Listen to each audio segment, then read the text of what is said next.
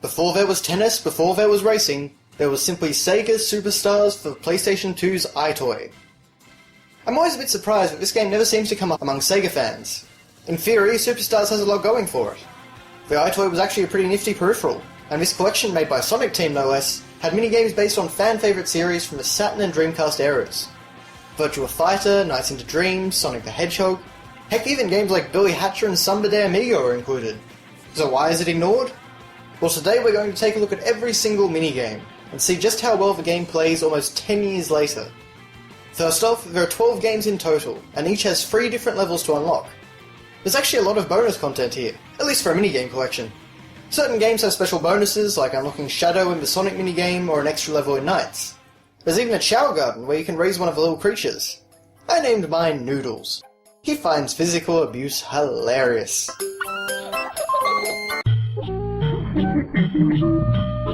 Every minigame you complete nets you rings, which you can use to purchase items and grow your Chow. I bought Noodles a trumpet! And quickly regretted it.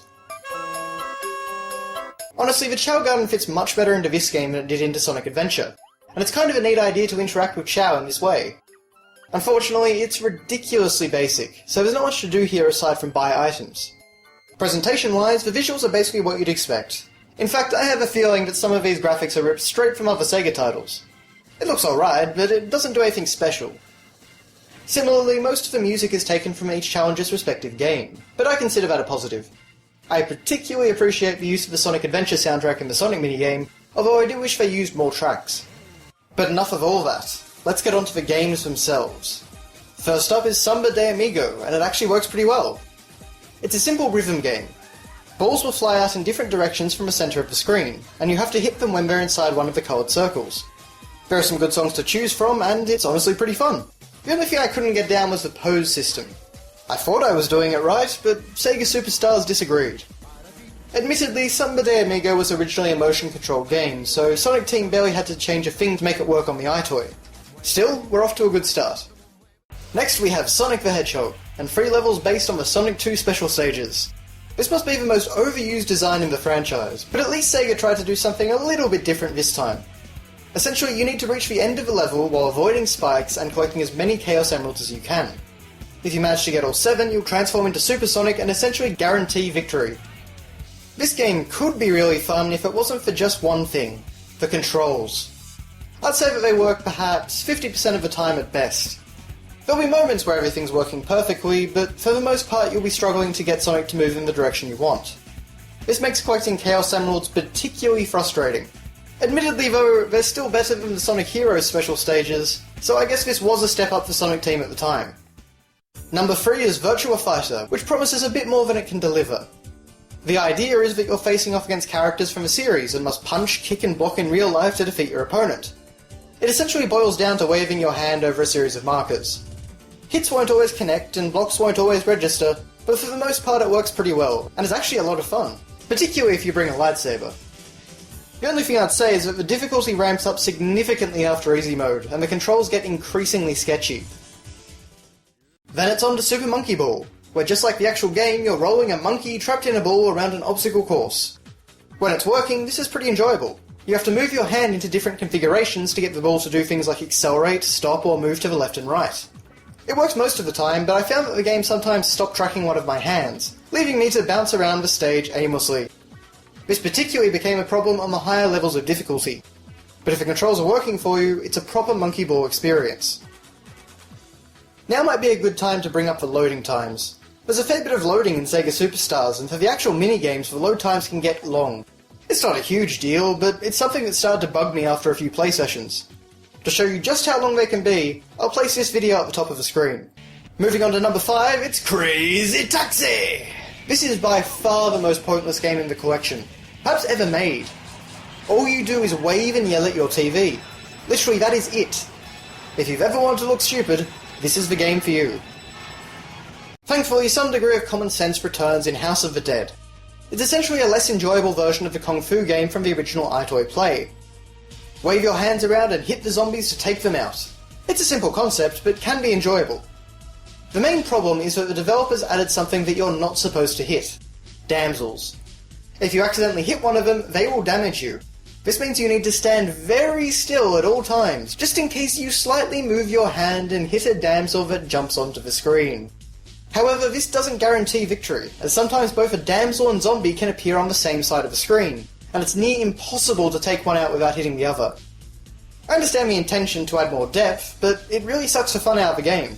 There is also a boss fight, but all it requires you to do is stand still until a green target appears on the boss. Not very enjoyable. Oh hey, it's finally done loading! Yay. And that's what you go through every time you start up a game. Next up is Space Channel 5, and like Samba de Amigo, it's pretty similar to the original Dreamcast game. It's Simon Says. Just copy what the alien does and hit the correct targets with your hand. Unfortunately, I had a ton of trouble getting this game to work. It only registered my hand movements about half the time, which meant I couldn't even get past easy mode. I'm not mad, am I? My hands are going over the targets. Regardless, no matter how much I tried, I just couldn't get this one to work. So on to number 8, and it's Choo Choo Rocket. This is definitely one of the more mentally involving games in the collection. Essentially, you have to use switches located on each side of the screen to activate and deactivate bridges. You need them on to help your choo-choos get to their rocket, but you need to turn them off when a Kapu Kapu monster is trying to cross. It's simple in theory, but the controls aren't equipped to deal with the on-screen chaos.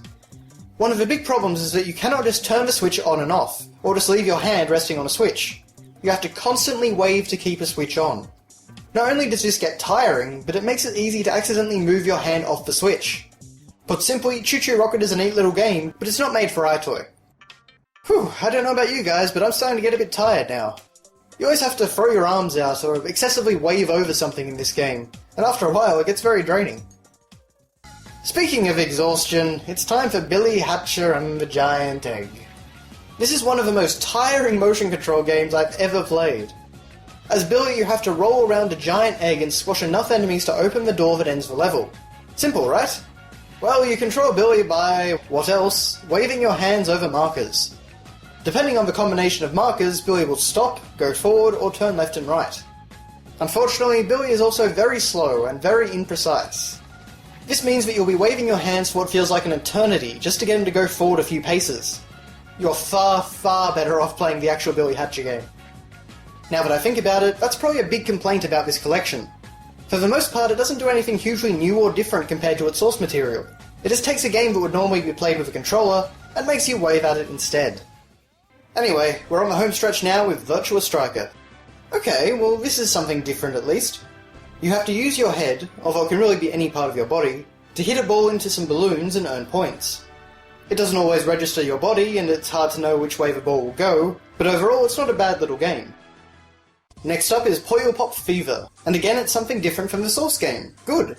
But I'll be honest, I couldn't figure out how to play this game.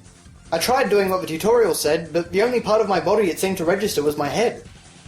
The concept is neat, the idea being that you use your body to funnel the different coloured Puyos into their respective areas, but all I ended up doing was flailing around trying to get the game to work. This one might just be me, but I found it broken. Finally, we reached game number 12, Nights into Dreams. This was the minigame that I really wanted to be good, because I love the concept. It basically uses the same control scheme as Super Monkey Ball, but in this game you play as knights, who mimics the movements you perform. Rather than sticking to a 2D plane like the original Knights game, this is more like a 3D sandbox. You can technically fly wherever you want to. So essentially this is a game about sticking your arms out like an aeroplane and flying around. Sounds kind of fun, right? Well sadly this is another one that just doesn't seem to work very well. There are moments where it plays okay, but for the most part Knights just ignored me. The dash button also seemed to randomly trigger quite often, despite me clearly being nowhere near pressing it. And on that disappointing note, we come to the end of Sega Superstars. Now I have read reviews that say these minigames mostly work just fine, so I spent a lot of time fiddling with my setup. No matter the lighting or where I put the iToy camera though, I got the exact same results. I remembered having the same troubles with the game when I played it back in 2004, so out of interest I put in iToy Play, and found that that game worked much better. So all I can say is that in my experience, Sega Superstars only works about 50% of the time, and consequently isn't a particularly fun game. It's got some neat concepts and is authentically presented, but you're much better off playing the games that this collection pulls from. I had hoped to describe this game as an oddball hidden gem, but despite a few fun moments, I really can't recommend it to anyone. With that said, I hope you've enjoyed watching me stumble my way through the game. It may not be very fun to play, but I think it's pretty funny to watch. Superstar! Thanks for watching. If you liked this video, you might like to check out a few of my others. And if you want to see some more content, click that little subscribe button down at the bottom of the video. That's all from me, so thanks again, and I'll see you next time.